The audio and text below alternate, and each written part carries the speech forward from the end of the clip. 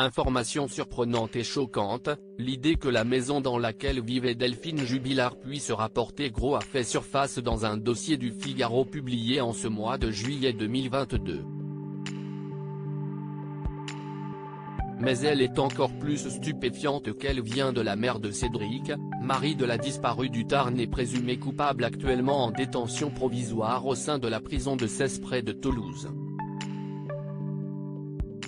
Alors qu'aucune trace de corps de la mère de famille et infirmière n'a été retrouvée depuis cette nuit du 15 au 16 décembre 2020, cette affaire ne cesse de questionner. CIST au mois de février 2021, soit 2 mois après l'annonce de la disparition de Delphine Jubilard, que sa belle-mère Nadine a suggéré à son fils Cédric de mettre en vente la maison qu'ils ont construite, et pas achevée, assurant que son prix pourrait monter le prix vu la médiatisation, rapporte le Figaro.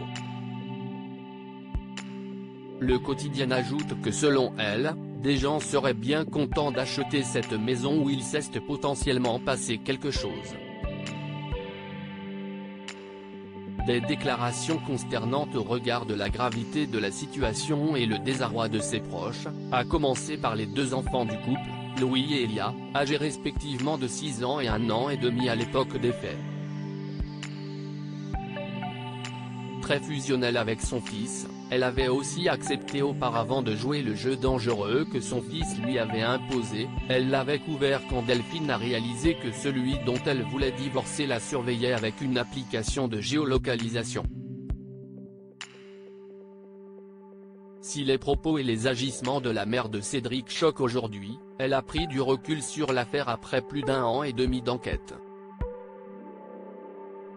Défendant dans un premier temps bec et ongle son fils chéri, elle s'est montrée beaucoup moins véhémente par la suite, au point de se demander s'il ne pouvait pas être finalement impliqué.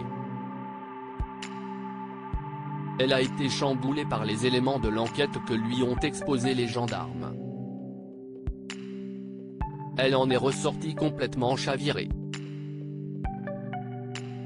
Comme elle me l'expliquera quelques jours plus tard, elle commence à croire que son fils est peut-être coupable du meurtre de sa femme, avait raconté le journaliste du Parisien Ronan Folgoa, auteur du mystère Jubilard. Cédric Jubilard reste présumé innocent des faits qui lui sont reprochés jusqu'au jugement définitif de cette affaire.